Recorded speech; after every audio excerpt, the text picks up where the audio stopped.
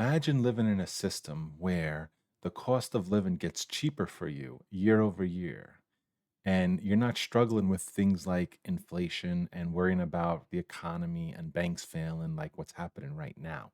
Imagine that for a second. I want to show you how to live 100% off of Bitcoin and make your cost of living go down by 10 to 100% cheaper year over year by doing it this way.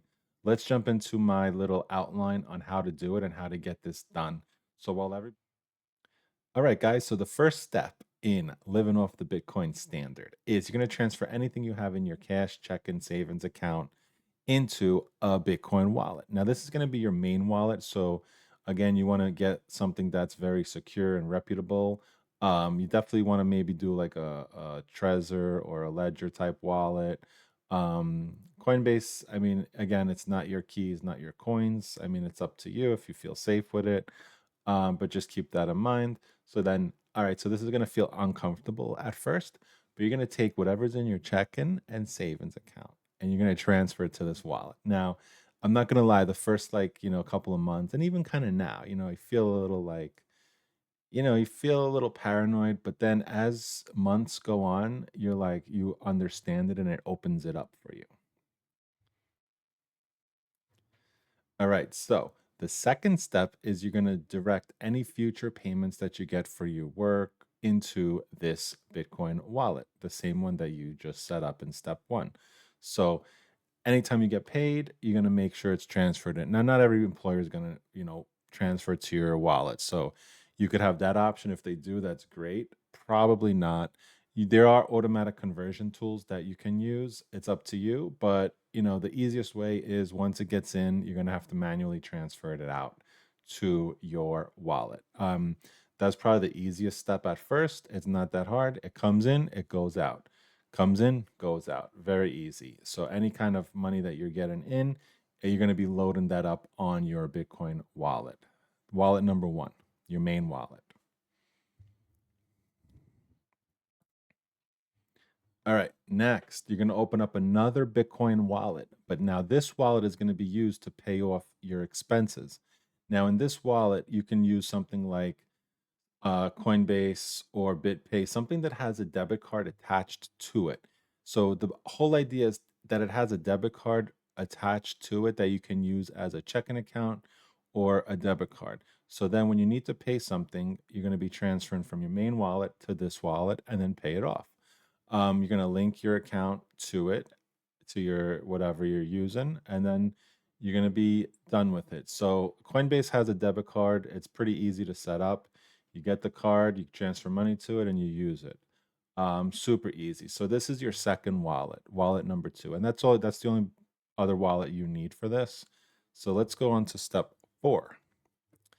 Step four. Now this part probably doesn't apply to well, it applies to everybody, but it depending on your credit situation. So you're gonna need credit cards. You're gonna have to have 30, you can't go over 30% of your debt to income ratio. So whatever your expenses are, let's say they're $5,000 a month, you're going to have probably $15,000 in credit cards. So these are going to be used to cover any type of expenses that you have. So see where I'm going with this, where you're not using your money, you get free money for 30 days. Now you're going to have to definitely pay off your credit card in full every month because that's your expenses. So what you're going to do is anytime that you have a bill, you're going to transfer out to your wallet number two, and then you're going to pay it. Um, you definitely got to pay it off. You want to keep good credit, obviously. And so then you're going to go from there. So you're using the system's money to pay your expenses, and you get a 30-day grace period. So that's step four. So look at step five, and this is how you're going to be benefiting from Bitcoin's growth. Unlike cash, Bitcoin's going to appreciate a lot more. What this means for you is your cost of living expenses are going to get cheaper year by year by year. Now, you're going to have some down years, but the up years outweigh any kind of down year. And you're also going to be dollar cost averaging every year into it. So is very little risk. Sure, there's some black swan event that might happen, but if any type of event happens like that, everybody's going to be screwed, even people, especially people with cash or, that have that type of currency as well. So what you're going to do here is you're just going to be holding it, and you're going to be holding it in. It's going to appreciate at a rate far superior to any kind of inflation. If you're keeping your money in your savings or checking account, it's going to depreciate. You're going to lose 10% a year to inflation. So if you have 100 grand for 10 years, it's going to lose 100% of the value due to inflation. What's going to happen in 10 years? Bitcoin is probably going to hit a million. Like, your cost of living is going to be peanuts. Like, it's going to cost you pennies to buy things. So that's the beauty of this system, that you're accumulating the wealth, you're storing it, you're actually using Bitcoin. Now, this is amazing because back before, you know, I don't know, X amount of years, everybody's been hoarding Bitcoin. So imagine if people start using it for its intended purpose, more people are going to buy it. More people are going to use it this way. There's probably less than 1% of people use it this way. Once people start using it this way, the price is going to go skyrocket, and we're probably going to hit $1 million before 2030. And what's going to happen to your cash? Your cash is going to, just deplete. So this is part 5. Let's go on to part 6. So I'm not saying to get rid of any type of other investments. You're still going to be wanting to contribute to things like your retirement, your 401k, your Roth IRA.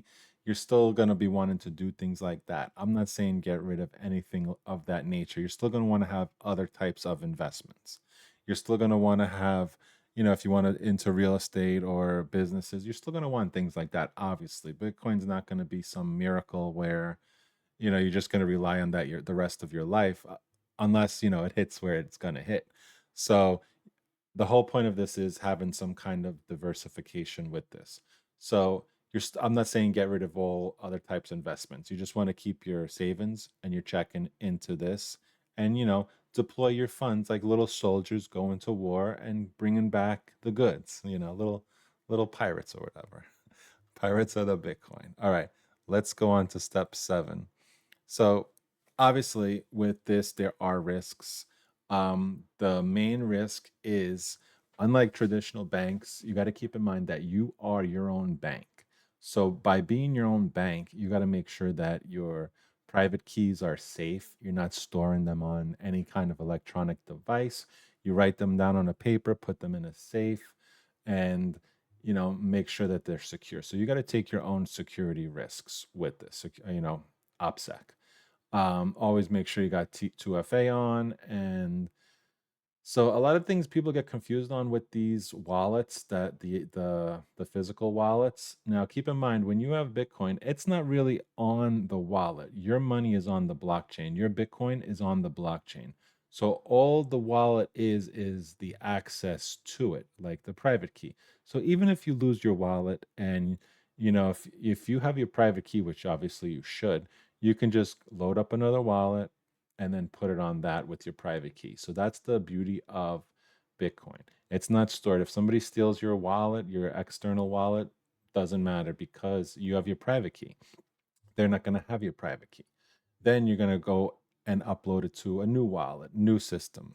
And so that's the beauty of it. And then, do keep in mind that there are risks where Bitcoin can go down a year. But again, as long as you're dollar cost averaging every month and you don't live paycheck to paycheck, which you shouldn't, this shouldn't be no problem for you.